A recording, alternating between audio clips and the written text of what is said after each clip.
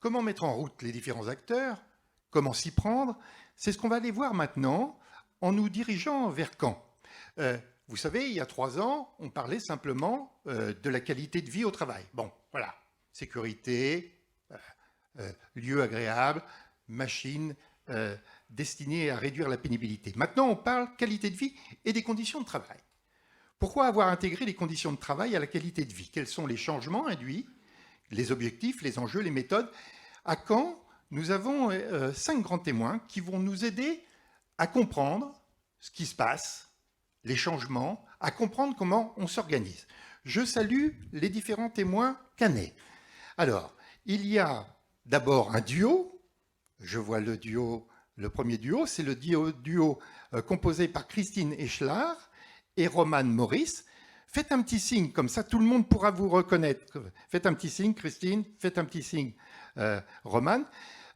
Christine Eschlar, c'est la DGA, la directrice générale adjointe ressources de la région Normandie, une grande collectivité.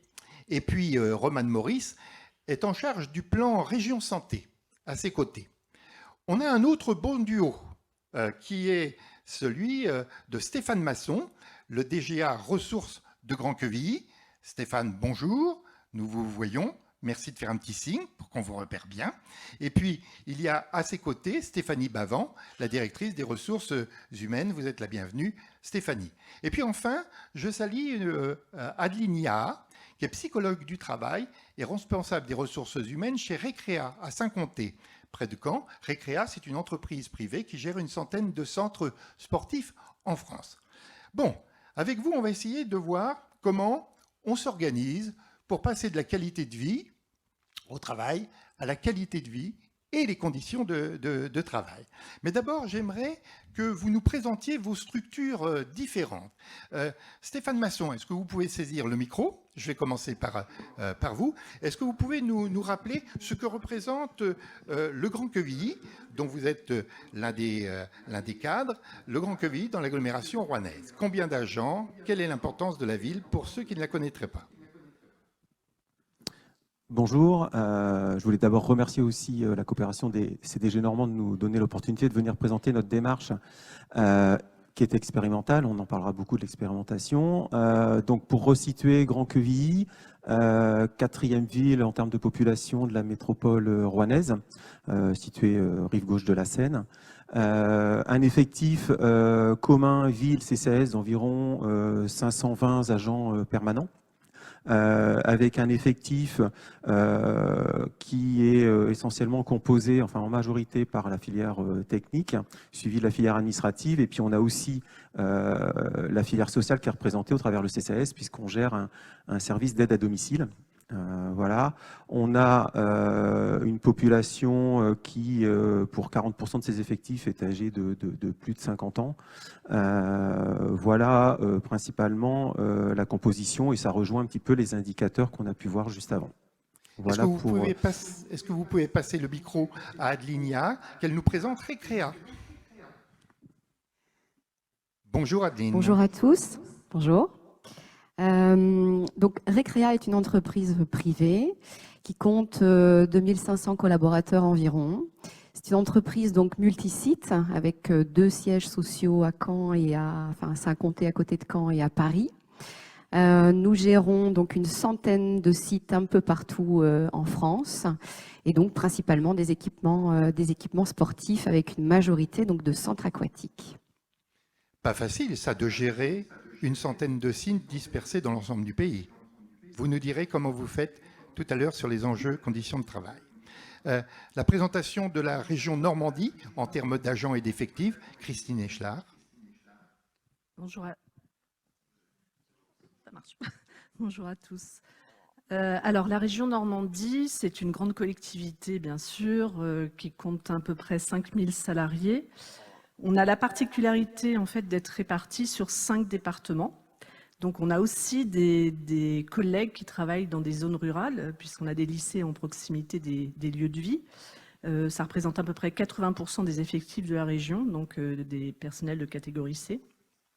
Et on est répartis pour le siège social entre Rouen, avec environ 1200 salariés, et Caen, le même volume, pour le reste des personnels qui interviennent sur les missions plus administratives.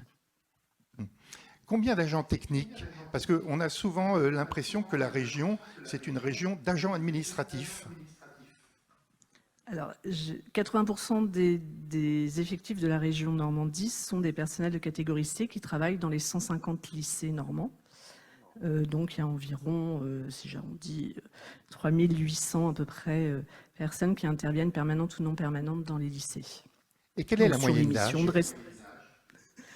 La moyenne d'âge de la région Normandie n'est pas si jeune que ça. C'est pour ça que ça m'a un peu interpellée tout à l'heure. En fait, on est à 48 ans de moyenne d'âge parce qu'on a aussi ces 80% de personnel dans les 150 lycées. Voilà. Donc, c'est pas, voilà, on n'est pas tout jeune quand même. Alors, je reviens vers vous, Stéphane Masson.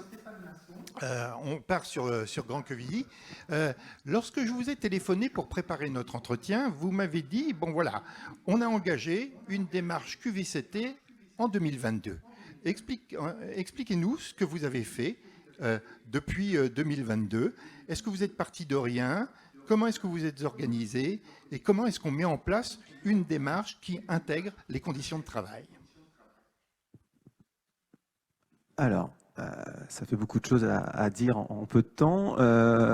On n'est pas parti de rien puisqu'il y avait déjà eu un travail il y a une dizaine d'années, mais qui finalement nous a servi parce qu'en fait, cette expérience avait été assez mal vécue parce qu'il n'y avait pas eu de concrétisation. Donc on s'est basé aussi sur cette expérience un petit peu, entre guillemets, malheureuse. Mais là, il y avait vraiment une envie, un portage aussi fort du maire et de l'équipe municipale, parce qu'il y avait effectivement tous les enjeux qu'on a évoqués juste avant, les enjeux d'usure professionnelle, les enjeux d'attractivité. Et puis, il y avait aussi un enjeu fort à Grand Quevilly, c'est que voilà, une nouvelle équipe municipale en 2020, avec effectivement un projet important, donc qui nécessitait des transformations en interne. Et le maire souhaitait effectivement que les agents puissent y participer activement. Et finalement, la démarche QVCT permettait aussi, et elle permet, là, une démarche QVCT, d'accompagner les transformations, alors les transformations en interne, mais aussi d'accompagner aussi toutes les transitions les transitions sociétales, mais aussi les transitions, on parle beaucoup de transition numérique, de transition écologique, qui obligent les collectivités à se structurer, à se moderniser. Donc on a calé effectivement notre démarche QVCT par rapport à cette volonté de transformation et de modernisation. Donc on est parti de ces enjeux, de cette ambition, et puis on a passé quand même pas mal de mois, puisqu'on a initié la démarche au printemps 2022, et ce qu'a compté surtout au départ, c'était d'être clair sur ce qu'on voulait faire de la démarche QVCT à Grand Quevilly, et puis aussi de bien cadrer cette démarche. Ça veut dire, quand on dit cadrer, ça a été aussi l'occasion de mettre effectivement en expérimentation le mode projet, parce qu'on s'est vraiment mis en mode projet pour conduire cette démarche QVCT, avec des structures, des instances bien identifiées, un souhait aussi fort d'associer les agents, parce que ça a été dit déjà, mais la QVCT, c'est aussi permettre aux agents de parler de leurs conditions de travail, de pouvoir agir sur leurs conditions de travail. Donc voilà, on est sur une démarche très collaborative, en mode intelligence collective, avec des instances, un vrai comité QVCT, une équipe projet dédiée, un comité QVCT, j'y reviens, qui est très important parce qu'il est avec tous les acteurs qui sont concernés, c'est-à-dire qu'on a le maire en premier lieu. J'insiste effectivement sur la nécessité d'avoir une impulsion, un portage, un accompagnement par les élus. C'est extrêmement important. En tout cas, pour nous, ça facilite aussi le travail. On a les partenaires sociaux qu'on a associés à ce comité QVCT. On a les principaux directeurs des différentes directions ressources. Et puis, on a aussi, en amont de ça, des ateliers participatifs qui ont été mis en place sur des thématiques, parce qu'on a voulu cadrer aussi les thématiques, parce que la QVCT, on va certainement en parler, ça peut partir effectivement dans plusieurs directions. Donc, on avait défini effectivement dans ce comité QVCT quelles allaient être les thématiques sur lesquelles on allait faire appel à des agents volontaires. Donc, il y a 4 ateliers thématiques qui sont réunis. Et puis, on a aussi voulu apporter de la neutralité pour pas que cette action elle soit forcément conduite par la direction générale ou par la DRH. Donc, on a eu cette opportunité, nous, là, en tout cas, à Grand-Quevilly, c'est de pouvoir faire appel à un prestataire externe, effectivement, qui apportait de la neutralité dans les échanges, dans le cadrage de la démarche, ce qui fait que, voilà, aujourd'hui, on en est où on en est à un état des lieux qui a été fait donc, au travers de ces ateliers, qui a été partagé. De là, on en a tiré effectivement des axes d'amélioration, des axes d'expérimentation. Et donc là, on va partir sur la priorisation des expérimentations qui ont été soulevées, qui partent dans différents champs, du management, des espaces de travail, de la communication interne. Et on se donne 2 à 3 ans, puisqu'on a identifié quand même 39 expérimentations. Mais voilà, il faut insister sur le portage politique, qui est important, l'impulsion politique, le cadrage de la démarche, l'importance de qui fait quoi, comment effectivement les processus aussi de fonctionnement entre ce comité QVCT, les élus, les agents volontaires, tout ça a été structuré, formalisé. Et puis là, voilà, on en arrive à maintenant la phase d'expérimentation. On aura peut-être l'occasion d'en parler un petit peu plus tard. Voilà, et puis aussi, j'ai oublié juste un ajout, l'importance de aussi sensibiliser et former tous les agents, tous les élus, enfin tous les participants à cette démarche à c'est quoi la QVCT, en général c'est de ce dont on va parler, et qu'est-ce qu'on veut en faire ici à Grand-Quevilly. Voilà. Stéphane, qui pilote cette démarche? Parce que vous nous avez dit il faut la cadrer, donc vous nous avez dit, bon voilà, forte implication des élus, ok, forte implication des organisations syndicales, un travail collectif mené auprès des agents pour avoir leur ressenti. Qui pilote cette démarche? Qui donne le tempo? Qui fixe les objectifs? Alors, les objectifs généraux ont été définis, je le redis aussi avec l'autorité territoriale. Et après, dans le pilotage opérationnel, donc c'est ma voisine de gauche, effectivement, donc Stéphanie, en qualité de DRH, mais aussi de chef de projet QVCT, qui a cette charge, effectivement, de s'assurer du bon fonctionnement des instances, de planifier ces instances, de s'assurer aussi de la communication. J'en ai pas parlé, mais on pourrait aussi en parler. C'est qu'il y a ces instances, mais il faut aussi insister sur ce qui se passe dans ces instances. Donc, on a aussi travaillé sur un plan de com dédié, un visuel dédié QVCT, une newsletter qui permet effectivement d'inscrire la démarche et que la démarche QVCT s'imprègne dans les esprits de chacun et qu'on puisse démontrer au fur et à mesure que voilà, on a fait des constats et qu'on va mettre en place des choses. Il y a des choses, finalement, on s'est rendu compte qu'on pouvait mettre en place très rapidement. Et puis, des choses qui vont nécessiter de nouveaux groupes de travail ou de réunir à nouveau les ateliers thématiques dont on a parlé tout à l'heure. Donc voilà, on est vraiment dans l'intelligence collective, en tout cas, on essaye, dans la participation et que... on laisse aussi l'initiative aussi aux agents de nous faire part de leur quotidien pour que finalement tout le monde y gagne. On a parlé d'attractivité, mais c'est finalement aussi traiter la question de l'usure professionnelle, de la performance, bon, j'aime pas toujours le mot, effectivement, de la collectivité, et puis au bout du bout, un service public auprès des usagers qui est de qualité. Donc voilà, c'est cette démarche d'amélioration continue qu'on vise à Grand-Quevilly. Donc un portage par la DRH. Êtes-vous en train de nous dire qu'il n'y a pas de recette miracle, qu'il n'y a pas de mode d'emploi, et qu'on invente en marchant, et que chaque collectivité doit trouver son bon chemin? Il y a des ingrédients à avoir, j'en ai cité quelques-uns, mais après, effectivement, on le sait, les contextes sont différents d'une collectivité à une autre, au regard des effectifs, du territoire, des moyens financiers. Voilà, moi j'ai donné les principaux ingrédients, hein, le fait que voilà, ce dont on doit parler, c'est du travail, de pouvoir, il faut à mon sens y associer les agents pleinement, réussir à associer tous les acteurs, des acteurs politiques, sociaux, d'avoir aussi cette phase importante de sensibilisation et de formation sur ce qu'est la QVCT, de la communication régulière, et puis voilà, quand on le peut, avoir un tiers extérieur à la collectivité, quelqu'un de neutre. Voilà les principaux ingrédients. Et après, vous l'avez dit, et on en avait échangé aussi un petit peu avant, on avance. J'ai parlé tout à l'heure de démarche expérimentale, c'est que voilà, entre ce qu'on avait bien cadré au départ, dans les objectifs, dans les instances, on s'est autorisé à les adapter au fur et à mesure de la démarche, et on continuera, parce qu'une démarche QVCT, j'ai envie de dire, ça n'a pas de fin pour moi. C'est une démarche continue d'amélioration. Voilà, et donc il nous faudra régulièrement, et il faut aussi que ce comité, ces instances, elles aillent au-delà de l'état des lieux. Voilà, donc c'est ce qu'on va s'attacher à faire maintenant. Stéphanie Bavant, est-ce que vous pouvez nous rappeler quels sont les 4 axes de travail? Alors, comme le disait Monsieur Masson, on a fait le choix d'étudier quatre thématiques. Donc, avant tout, les enjeux du travail, en évoquant les valeurs du service public, cette notion aussi d'appartenance, le sentiment d'appartenance, le sens du service public, le sens du travail bien fait.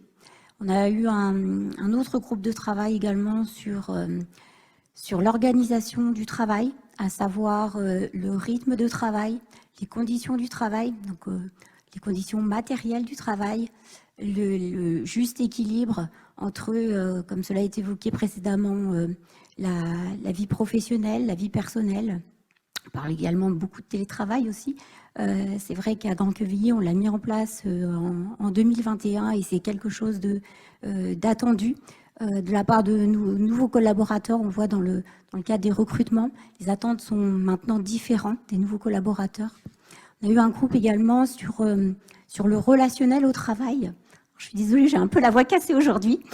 Sur le relationnel au travail, avec le relationnel avec la hiérarchie, bien entendu, mais aussi les relations entre les agents et les relations entre les agents des autres services. Car comme le dit Monsieur Masson, on travaille sur le mode projet où il y a des notions de transversalité qui sont fortes. Ça a été aussi un élément à prendre en compte. Et la dernière thématique, c'était sur les compétences et parcours professionnels. Comme cela a été évoqué précédemment, effectivement, l'agent doit se rendre aussi acteur de son parcours professionnel. On essaie de mettre en œuvre des dispositifs qui s'inscrivent un peu dans le cadre de la GPEC, des dispositifs d'immersion. On parle beaucoup de mobilité. Alors mobilité, parfois effectivement face à des situations d'inaptitude professionnelle, mais aussi la mobilité voulue des agents, des périodes d'immersion. Ce n'était pas forcément le cas. On est en train d'expérimenter ce dispositif également. Immersion sur des périodes courtes, mais qui permettent aussi aux agents de découvrir d'autres métiers. On souhaite aussi mettre en place un dispositif qui va s'appeler Vie mon job, de manière à faire découvrir tous les métiers de la collectivité.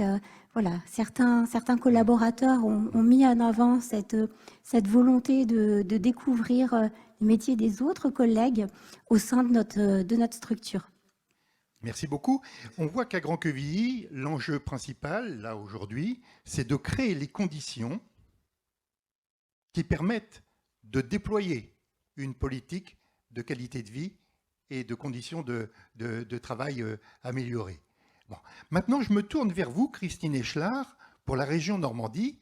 Je me tourne vers vous de manière à avoir vos réactions sur ce qui vient d'être dit, parce que lorsque je vous ai appelé pour préparer notre entretien, vous m'avez dit, finalement, à la région Normandie, on a eu de la chance, quoi. La fusion qui s'est opérée entre les deux régions nous a permis d'anticiper, nous a permis d'aborder la question de la qualité de vie et des conditions de travail un peu plus tôt. Et donc, vous avez démarré immédiatement après la fusion. Et donc, quel enseignement pouvez-vous tirer de l'expérience que vous avez déjà eue et comment réagissez-vous aux données de cadrage présentées par M. Masson, aux nécessités d'un portage politique, aux nécessités de travailler avec les organisations, syndicales et avec les agents pour créer une culture commune suffisante à une action dynamique? Quelle question. En fait, oui, la fusion était une chance pour la région Normandie. parce qu'on a dû définir des axes pour embarquer en fait le collectif vers un nouveau projet. Un des enjeux politiques qui avait été donné à l'équipe de la DGA Ressources et des ressources humaines était d'initier une nouvelle culture managériale, plus moderne, plus responsabilisante pour les agents, permettant plus d'autonomie pour pouvoir rentrer dans un mode projet, comme vous le dites. Ça, c'était la première commande. La deuxième commande, en fait, elle a été induite par les remontées du terrain au moment de la fusion.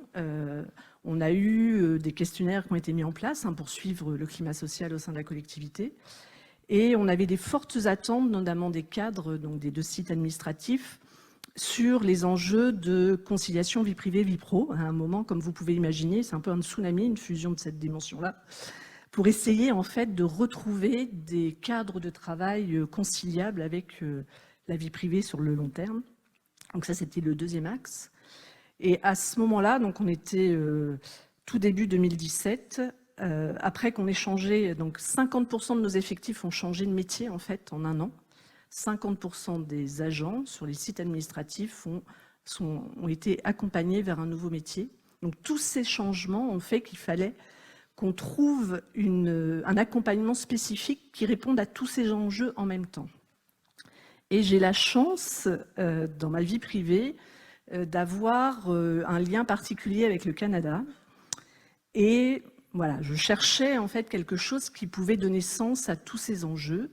Et en creusant un peu avec nos amis canadiens, il s'avérait en fait qu'il y a des dizaines d'années déjà, plus de 20 ans dans ce pays, la notion de qualité de vie et de conditions de travail était très prégnante. Alors pourquoi ? Pas simplement par bienveillance, mais parce que ce sont les entreprises et les structures publiques qui portent la charge de la mauvaise santé au travail. C'est-à-dire que ce n'est pas la sécurité sociale, c'est chaque organisation qui porte le coût financier de la mauvaise santé. Et donc, ils avaient initié une norme qui s'appelle « Entreprise en santé » et par un pur hasard qui correspondait à mes 4 enjeux. Le management, donc un management responsabilisant, accompagnant, transformant. Les habitudes de vie, alors là on est sur la notion de responsabilisation individuelle de chacun dans l'acquisition de bonnes habitudes alimentaires, sport, voilà, tout ce qui est en lien avec les bonnes conditions de vie. Le troisième axe, c'était la conciliation de la vie privée et de la vie pro, pile poil dans la cible. Et le quatrième axe, c'est plus classique, donc c'était tout ce qui concernait la sécurité au travail. Cette norme, en fait, elle nous permettait de raconter un chemin commun vers l'avenir. Et donc, on s'est engagé dès 2017 à dialoguer avec les organisations syndicales, nos partenaires, en leur disant, voilà, notre enjeu commun pour l'avenir, ce sont ces axes-là. On souhaite vraiment transformer la vie collective de cette collectivité, en portant une attention particulière à la bonne santé. Et on vous propose donc de s'engager collectivement dans cette démarche de construction d'un projet commun. On a travaillé donc avec les organisations syndicales en 2017 et dès 2018, en fait, on a proposé ce que nous, on a appelé le plan Région en santé, et non pas entreprise en santé, la norme entreprise en santé, donc le plan Région en santé, qui a été adopté à l'unanimité au CHSCT. Donc c'était vraiment un marqueur fondateur de notre culture de prévention santé au travail dans notre collectivité. Est-ce que Romane Maurice, qui est en charge du plan Région Santé, peut nous le présenter et nous dire quels sont les axes de travail et comment ça marche? Alors oui, bien sûr. Bon, déjà, Madame Echelard a commencé à en parler, mais en même temps, c'est un sujet qui la passionne, donc forcément, tout avance très vite. Moi, je suis arrivée un peu plus tard pour rejoindre ce projet. Je suis arrivée en 2019, donc des choses avaient déjà été engagées. J'en profite pour saluer à Bois-Guillaume mon homologue rouennaise qui est dans le public et qui est aussi du coup avec moi sur Région en santé. En fait, tout simplement, Région en santé, c'était vraiment, comme l'a dit Madame Echelard, suivre une norme canadienne qui remplissait tous les objectifs qu'on pouvait avoir au sein de la collectivité. quelque chose d'assez intéressant, et je m'arrêterai juste sur le terme intéressant, parce que la norme est portée au Canada par le ministère de l'Économie, du Travail et de la Santé. Ça prouve aussi les différences avec notre vision qu'on peut avoir du monde du travail. En fait, ce qui est très important dans cette norme, c'est vraiment qu'on parle de santé mieux-être. On est vraiment sur la santé au cœur de toutes les politiques. Tout simplement, on ne peut pas être en bonne santé au travail si on n'est pas en bonne santé hors du travail. Et c'est aussi une responsabilité employeur de pouvoir mettre ces choses-là en avant. Au niveau des axes de travail, en fait, on a donc 4 axes principaux. Un autour du management, la bonne pratique managériale, comment on accompagne l'ensemble des managers vers un management plus innovant, etc. Donc ça a fait pas mal d'actions qui ont été autour de formation et d'accompagnement de management. Tout un axe autour de l'environnement de travail, avec beaucoup d'expérimentation. Donc ça aussi, nous, c'est quelque chose qui est très ancré. On expérimente toujours d'abord, après on évalue et en fonction, on maintient ou pas. Un exemple sur cet axe-là, on a mis en place une expérimentation d'exosquelettes pour certaines de nos équipes techniques sur la pose de faux plafonds, notamment. Et puis après, pas mal de choses autour des troubles musculo-squelettiques. On a mis en place une expérimentation d'éveil musculaire pour nos agents techniques dans les lycées, sur le temps de travail, le matin à la prise de poste. Toute la thématique et l'axe habitude de vie, donc accompagner les agents vers les bonnes pratiques en matière de santé. On n'est pas là pour leur dire il faut manger 5 fruits et légumes par jour et dormir 8 heures par nuit. Ça, normalement, tout le monde est à peu près au courant et en fait ce qu'ils veulent.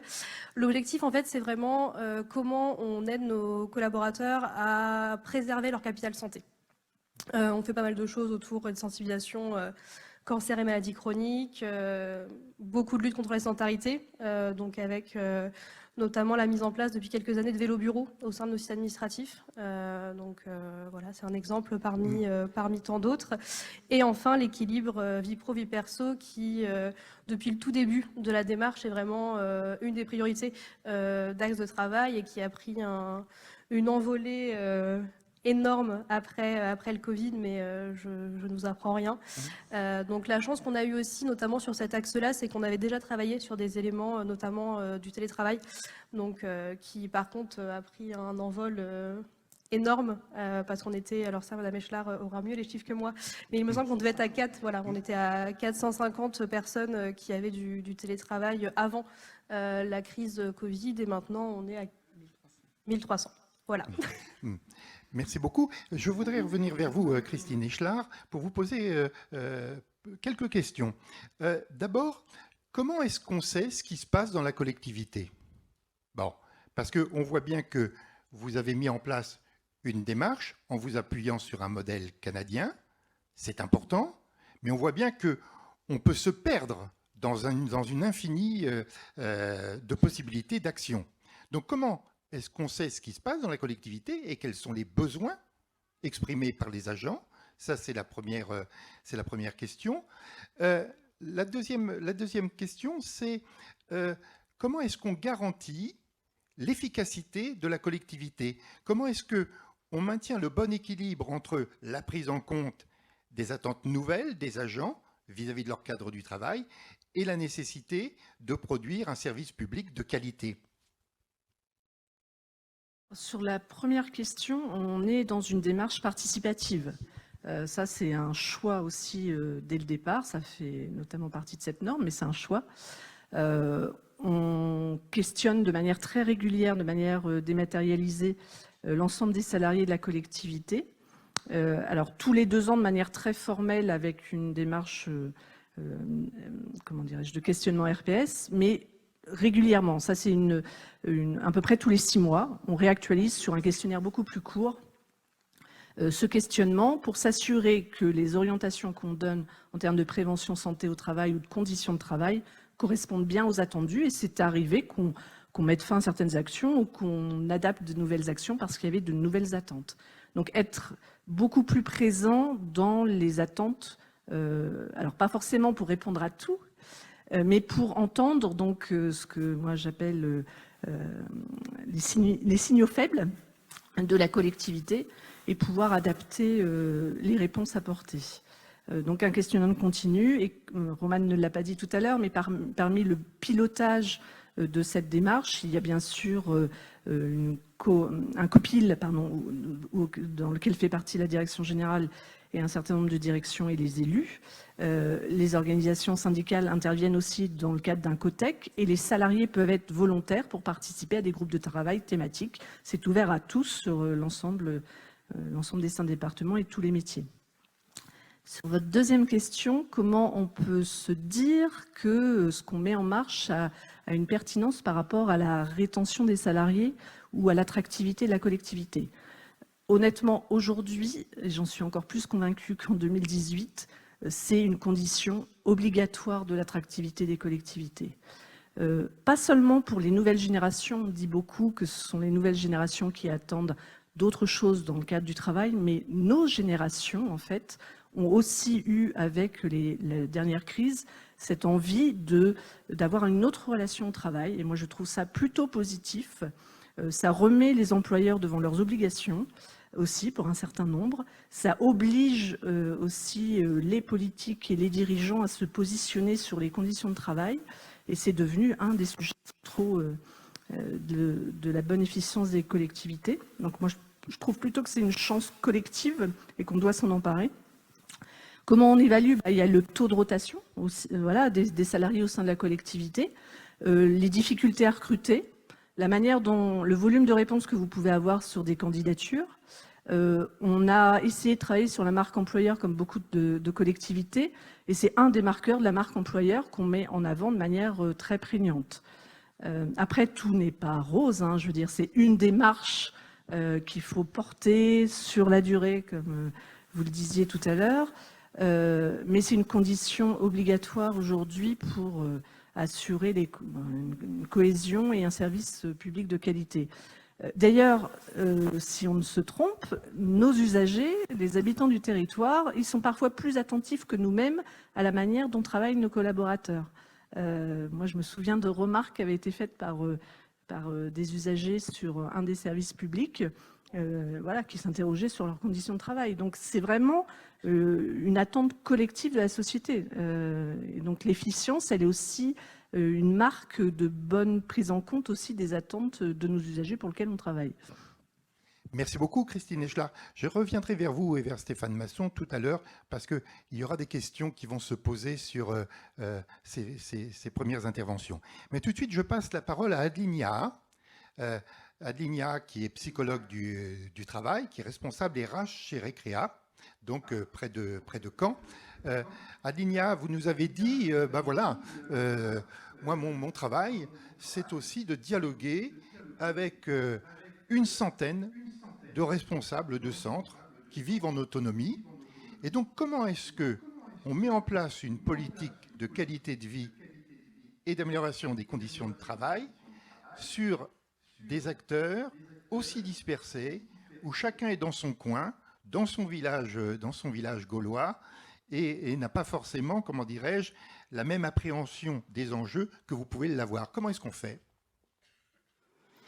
Alors effectivement, c'est toute la difficulté, hein, puisque même si j'ai entendu plein de similitudes dans les démarches qui peuvent être menées sur Grand Quevilly ou sur la région Normandie par rapport à ce qui se fait chez Recrea, la complexité que l'on pourrait avoir en plus, c'est de se dire on impulse et on essaye que les directeurs des différents centres que Recrea gère puissent s'emparer aussi bien que possible de cette démarche pour pouvoir la décliner à l'échelle de leur centre et auprès de leurs équipes en proximité. Comment est-ce qu'on fait ? Alors, c'est effectivement une des questions que l'on se pose au quotidien pour que ça fonctionne. On mesure régulièrement et puis nous essayons, donc dès le parcours d'intégration, de sensibiliser les managers à ce qu'est la QVCT, avec les différents leviers. Alors, pour le coup, chez Recrea, on sensibilise les managers à 6 leviers. Et là, je vais vous renvoyer et vous inviter, si vous le souhaitez, à aller vers le référentiel de l'ARACT, de l'ANACT, où vous avez donc les six pétales. Donc, si on doit les citer rapidement, la qualité des relations interpersonnelles, le contenu du travail, la santé au travail, le développement des compétences, l'égalité pour tous, et puis bien sûr le management et la manière dont l'information et la culture se véhiculent au sein de l'entreprise.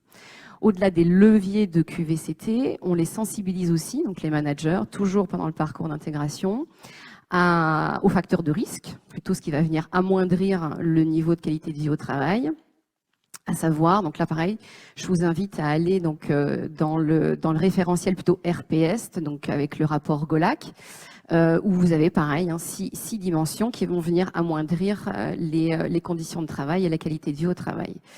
Une fois qu'on les a sensibilisés à ça, c'est-à-dire qu'ils sont peut-être, on l'espère, un peu plus éveillés sur ce qu'on imagine pouvoir impulser au quotidien pour améliorer le niveau de qualité de vie et les conditions de travail au quotidien pour l'ensemble des collaborateurs.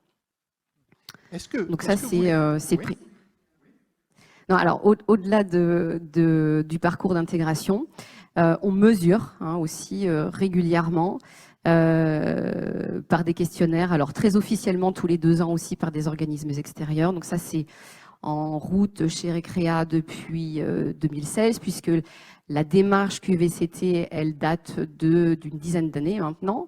En 2016, on a sondé une première fois très officiellement, une deuxième fois en 2018, et donc la dernière fois en 2021, et on refera en 2024, après la période Jeux Olympiques, pour sonder où en est ce niveau de qualité de vie au travail et où en sont parallèlement la mesure des facteurs donc, de risques psychosociaux. Parallèlement à ces enquêtes très régulières, il y a aussi donc, des enquêtes intermédiaires que l'on met en place à la demande, si toutefois, comme Christine l'évoquait, s'il y a des signaux faibles, pour pouvoir sonder donc, à l'échelle d'une région ou à l'échelle d'un centre ou à l'échelle nationale. Vous avez dit qu'il était important que les managers s'emparent de cette question-là avec des lunettes différentes. Bon, on a senti que c'était évidemment aussi un enjeu important au Grand Quevilly ou dans la région Normandie. Très concrètement, est-ce que vous réunissez, madame, régulièrement ces 100 managers pour les inviter à changer de lunettes? Autrement dit, est-ce que vous avez des séances de formation et d'éveil collective? Et puis, est-ce que dans le jugement qui est porté sur le manager, est-ce que la QVCT est aujourd'hui un élément important pour établir sa performance annuelle? Alors, pour la première question de le fait de réunir les managers collectivement, oui, il y a 2 séminaires annuels chez Recrea qui permettent de réimpulser un certain nombre de principes, de projets autour de la QVCT, mais pas que. Donc ça, c'est impulsé par la direction générale et je rejoins aussi ce que disait monsieur sur Grand Quevilly, à savoir que on a la chance aussi chez Recrea d'avoir un PDG, donc Gilles Sergent, qui est convaincu de la démarche QVCT déjà depuis donc une dizaine d'années et qui permet de pouvoir faire vivre cette démarche au quotidien et que ça fasse sens pour le plus grand nombre. Nous sommes confrontés, bien évidemment, comme vous, à du turnover ou un taux de rotation, on va dire, qui est important également. Donc, ce qui sous-entend que cette démarche, elle est à revoir régulièrement. Donc, ces séminaires et ces réunions collectives permettent de pouvoir le faire. Pour le pétale, ou en tout cas le levier QVCT, égalité pour tous, il y a eu aussi, alors là, plutôt sur la démarche et la base du volontariat, des ateliers qui ont été proposés, alors pas que aux managers, mais aussi à tous ceux qui le souhaitaient, de pouvoir participer à un diagnostic plutôt en lien avec le handicap, puisque je suis aussi référente handicap sur l'entreprise, donc de pouvoir aussi s'exprimer sur ces sujets-là. Je pense qu'on a probablement, à ce que j'ai entendu aussi, à ce qui peut se pratiquer dans d'autres entreprises, une vraie amélioration à imaginer sur les temps d'échange et les temps d'ateliers pour pouvoir progresser peut-être plus rapidement sur tout un tas de sujets. Et pour la deuxième question, si vous pouvez me la rappeler, du coup, est-ce que je l'ai oublié depuis est-ce que dans l'évaluation de la qualité des managers, qui est faite, j'imagine, chaque année, eh bien, les actions QVCT sont aujourd'hui prises en compte?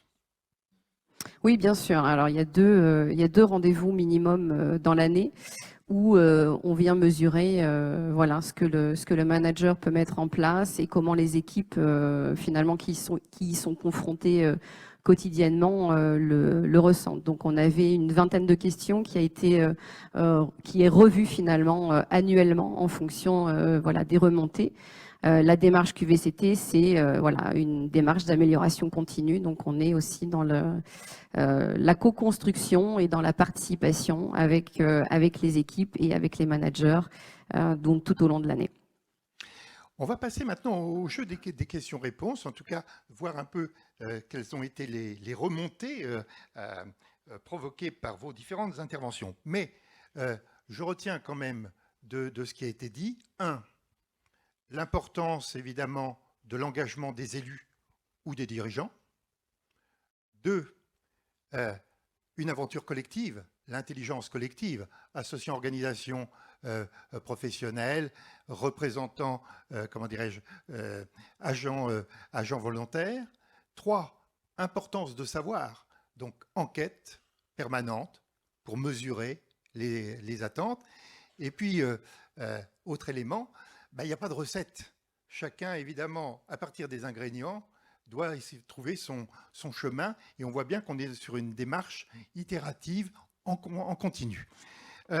Je vais maintenant me tourner vers nos personnes référentes qui ont regardé quelles sont les questions qui sont remontées spontanément dans chacune des salles. Je commence avec vous, Leïla Fourneau à Rouen.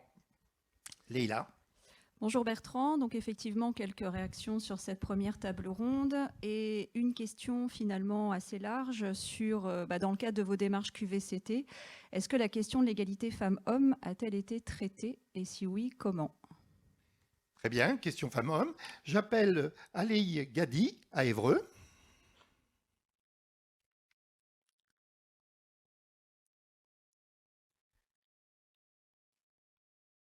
Ali ne m'entend pas, mais Sandrine Guillois à Argentan. Non plus.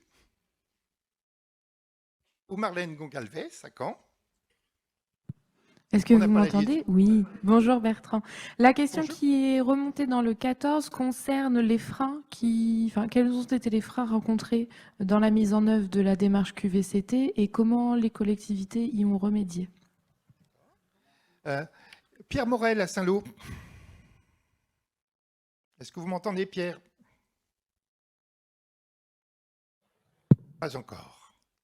Bonjour Bertrand. Je vais prendre la parole. Oui, oui Pierre, on vous voit. Bonjour Bertrand. Une première question en réaction à l'intervention sur les tendances de l'emploi en Normandie. Une refonte des grilles indiciaires est-elle prévue? Et ensuite, plusieurs questions sur la démarche QVCT mise en place par la région. La démarche a-t-elle été évaluée? Si oui, sur quel indicateur? Et y a-t-il eu un effet sur la santé des agents et sur l'absentéisme? Très bien, merci beaucoup. Je réessaye avec Ali Gadi à Évreux. Est-ce que vous êtes là, Ali? Dites-moi oui. Je n'ai pas de réponse. Je reviendrai vers elle. Bon, eh bien, je me tourne vers Christine Eschlar, puisqu'il y a une question qui concerne évidemment la pratique de l'évaluation de la démarche et est-ce qu'on peut évidemment évaluer les effets positifs de la démarche sur l'ensemble des agents de la région. Christine. Alors, oui. La nouveauté, en fait, pour ce type de démarche, c'est pour moi, on est moins dans un référentiel théorique qu'on pouvait connaître antérieurement dans les démarches de prévention de qualité au travail. Tout ce qui est enquête de satisfaction, en fait. L'évaluation, pour moi, elle vient du terrain. Voilà. C'est un choix de dire que la bonne mise en œuvre de cette démarche, elle sera reflétée par les réactions du terrain et la manière dont les agents et les managers s'en emparent. On est moins sur une démarche avec des indicateurs, on va dire, ratios ou objectifs, même si, évidemment, en parallèle, on regarde l'incidence sur les bilans sociaux, l'absentéisme, l'accidentologie, etc. Mais se référer simplement à des indicateurs classiques, pour moi, ne suffit pas. Alors, j'entendais derrière cette question plutôt une vision de certaines organisations syndicales qui souhaitent rester sur une norme, un référentiel plus classique, mathématique. Ce qui est formidable dans l'humain, c'est que ce n'est pas mathématique. C'est que parfois, on met en œuvre des choses qui sont à la marge et il y a un impact énorme. Et parfois, on imagine des sujets qui nous semblent prioritaires et ce n'est pas du tout le cas. Donc pour moi, ce type de démarche, c'est vraiment quelque chose, comme vous le disiez, hein, itératif et qui surtout doit être imprégné du terrain. Et on doit entendre en direct le terrain par le biais des organisations syndicales, mais aussi en direct, on doit écouter nos propres collaborateurs. Pour moi, c'est le marqueur principal de ce type de démarche.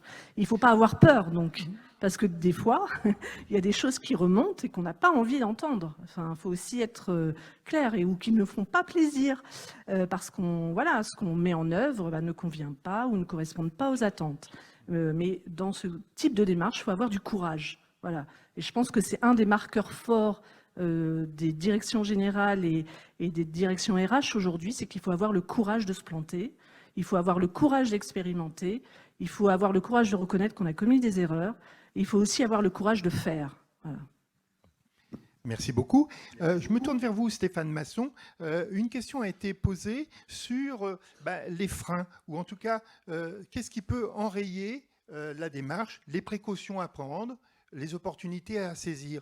Au regard de votre démarche lancée début 2022, qu'est-ce que vous avez envie de répondre à cette question ?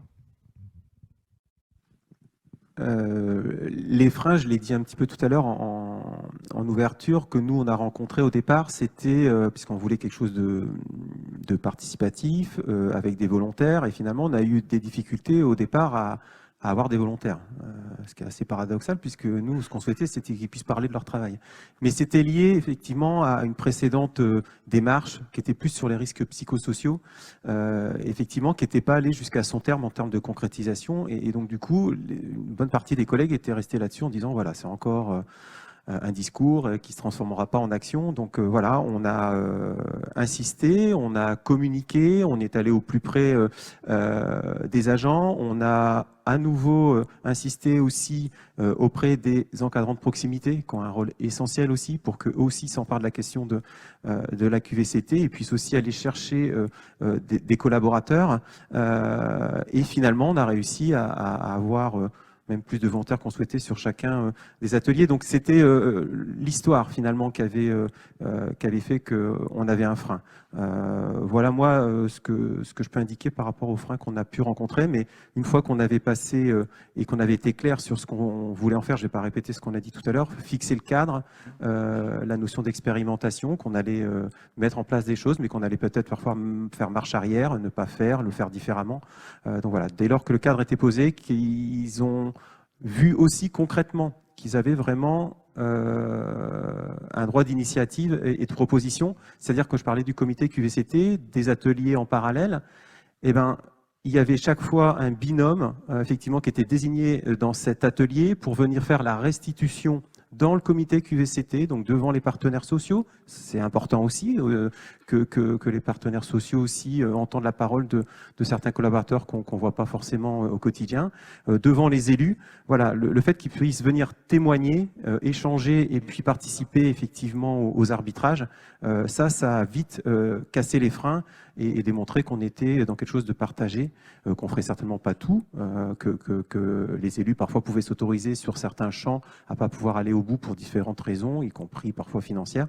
Mais voilà, là on est maintenant dans quelque chose où il y a moins de freins qu'au départ. Alors, c'est une question que je pose à l'ensemble des intervenants de cette table ronde. Il y a la question de l'égalité homme-femme. Et derrière cette question-là, la prise en compte de l'égalité homme-femme, derrière cette question-là, c'est toujours la question jusqu'où va-t-on? Quelles sont les limites qu'on donne à la démarche QVCT? Qui veut répondre à la question de l'égalité homme-femme? On va laisser répondre un homme. Non, je plaisante. Non, enfin, je ne sais pas si la réponse que je vais apporter. Nous, alors, à Grand Quevilly, déjà, mais dans beaucoup de collectivités aujourd'hui, en tout cas dans des collectivités moyennes ou grandes, on a, et parce qu'aussi il y a un engagement fort politiquement sur la question de l'égalité femmes-hommes, on a la chance d'avoir une chargée de mission dédiée à la question des inégalités avec un S, dont celle de l'égalité femmes-hommes. Donc, du coup, cette culture, elle est déjà imprégnée, représentée, et il y a déjà ce travail qui est conduit de manière transversale, à la fois sur les aspects RH, mais au travers l'ensemble des politiques publiques qui sont portées par la collectivité. Nous, l'attention qu'on a portée au travers de la démarche QVCT, c'était par exemple d'avoir un équilibre dans les groupes de travail.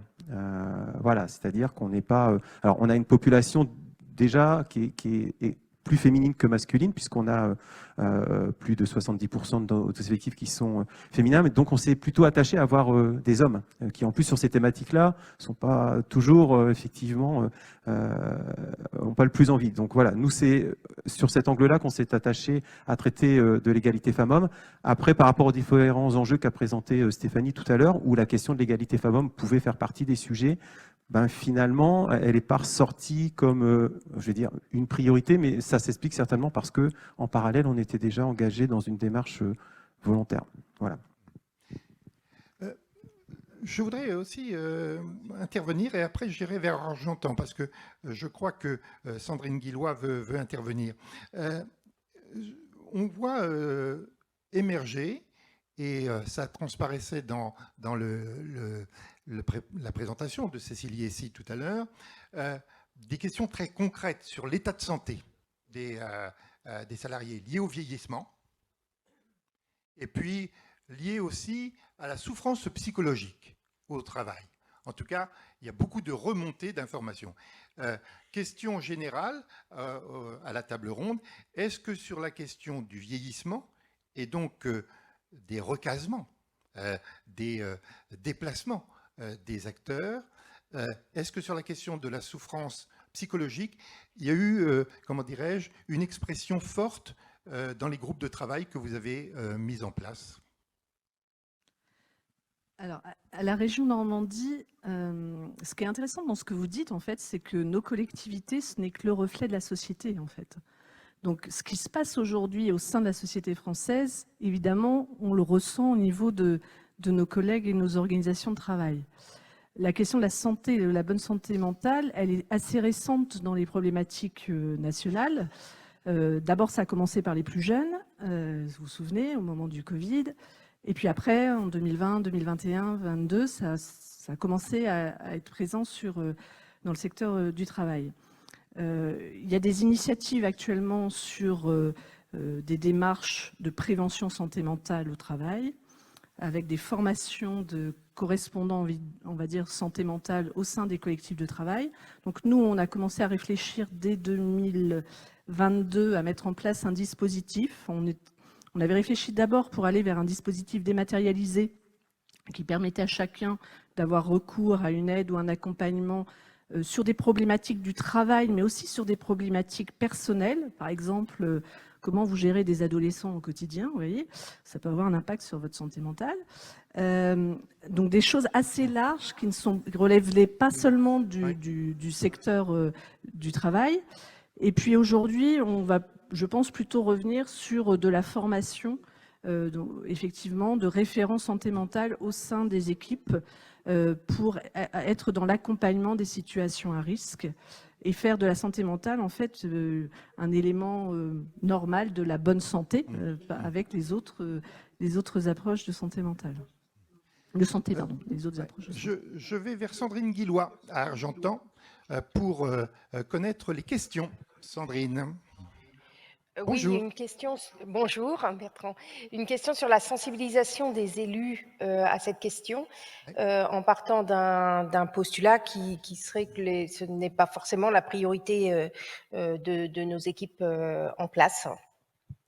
D'accord. Et puis, je voudrais partir vers Évreux. Alié Gadi, est-ce que vous m'entendez? Oui, bonjour, vous m'entendez? Oui. Oui, alors du coup, très bien, bonjour.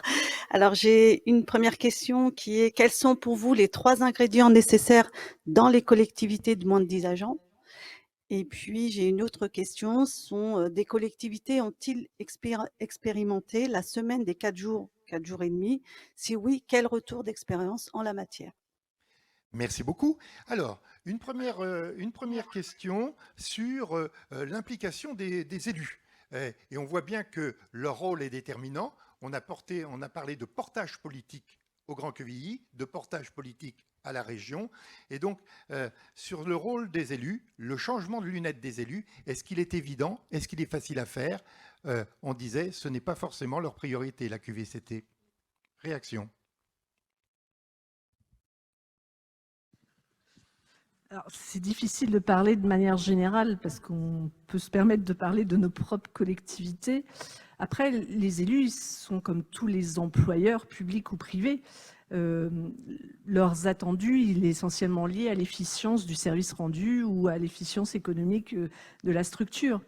En fait, notre rôle, je crois, au niveau des RH et des ressources, c'est de leur expliquer que c'est un vecteur d'efficience. En fait, s'intéresser à la bonne santé au travail, c'est, comme je le disais tout au début, c'est s'intéresser au développement économique de notre pays. C'est aussi simple que ça, et que c'est un élément incontournable aujourd'hui dans le contexte qu'on connaît tous. Et je ne pense pas qu'une organisation aujourd'hui puisse ne pas s'intéresser à ce sujet. Alors, j'ai entendu lors de certains échanges, certains dire oui, on va quand même pas aller écouter tous les jours Madame Tartampion, Monsieur Trucmuche sur leurs petits bobos du quotidien. Mais c'est pas ça en fait. Oui, on va peut-être écouter Madame Tartampion, c'est l'inverse, et Monsieur Trucmuche. Mais le plus important, c'est que eux sachent qu'on est à l'écoute de manière globale. C'est beaucoup plus large que l'accompagnement individuel. C'est quelque chose de structurant et de collectif. Et chacun, et c'est bien ce qu'on a essayé de dire, je crois, ce matin, chacun a un rôle à jouer. Le salarié aussi, il a un rôle à jouer. Il ne doit pas tout attendre de son employeur. Il doit aussi se positionner sur un certain nombre de démarches. Il doit aussi solliciter son employeur à certains moments de sa vie professionnelle. On a le droit à un moment de ne pas être en bonne santé, ça arrive à tout le monde, pour des raisons personnelles ou professionnelles. Et donc chacun a un rôle à jouer et c'est un travail collectif, organisation syndicale, agents, employeurs et administration. Voilà. Alors, une question vous n'allez pas forcément être les mieux placés pour y répondre, mais c'est Alié qui disait tout à l'heure, bon voilà, quels sont les ingrédients qu'il faut mettre en place, notamment dans les petites collectivités. Parce que là, on sent bien à travers Grand Quevilly, à travers la région Normandie, qu'il y a évidemment, comment dirais-je, une intelligence disponible pour gérer, comment dirais-je, un tel enjeu, une démarche, le recours à des conseils extérieurs, et ce n'est pas forcément le cas des petites collectivités. Donc, quelle est la poudre de perlimpinpin qu'il faut proposer aux collectivités plus petites, qui ont moins de moyens, pour pouvoir s'engager de façon dynamique dans une démarche comme la vôtre, comme les vôtres? Alors, si je peux me permettre, J'ai envie de faire le lien avec tout ce que j'entends et le côté voilà, collectivité, mais finalement aussi le lien avec Recrea, qui est une entreprise privée. On a des centres qui représentent une dizaine de collaborateurs et d'autres où il y a plus de 60 collaborateurs. Donc on peut être effectivement aussi confronté aux mêmes problématiques. Je rejoins ce que disait Christine sur le fait que la proximité et l'écoute vont être des ingrédients incontournables, et de trouver finalement le subtil équilibre entre la problématique individuelle, mais finalement la performance au travail dans une dimension plus collective. Le rôle des élus, effectivement, ou quand ils ont leur casquette d'élus, peuvent être représentants ou porte-parole de ces problématiques individuelles ou collectives qui remontent, mais aussi eux, en tant que propres collaborateurs ou en tant que propres agents, si on parle plutôt sur le versant public, à pouvoir être eux-mêmes confrontés aux mêmes problématiques que monsieur, madame, tout le monde dans l'organisation. Et finalement, au niveau donc des freins ou du rôle des élus, ce que j'ai pas précisé et ce qui me semble important de communiquer là, c'est que aujourd'hui donc Recrea gère des centres un peu partout en France, mais en délégation de service public, c'est-à-dire qu'aujourd'hui on travaille avec des collectivités main dans la main, et que le directeur qui était la manœuvre, ou en tout cas à la tête de l'impulsion de cette démarche QVCT, doit aussi travailler main dans la main, donc avec les collectivités territoriales, qu'il y a des enjeux de territoire qui peuvent être différents d'un endroit à un autre en France, et que finalement c'est une comment dirais-je, une dynamique bien plus large encore, et de faire comprendre que culturellement c'est important pour Recrea, mais que finalement par le biais des appels d'offres auxquels Recrea répond, c'est une importance aussi, et on le voit pour les collectivités. C'est-à-dire qu'il y a des attentes qui sont fortes aussi en termes, du côté des collectivités, ce qui fait que ça challenge malgré tout au quotidien l'ensemble des parties prenantes que sont donc les collectivités, les DGS au quotidien, et les directeurs de centre et les directeurs de région, et Recrea plus largement. Voilà ce que je voulais préciser.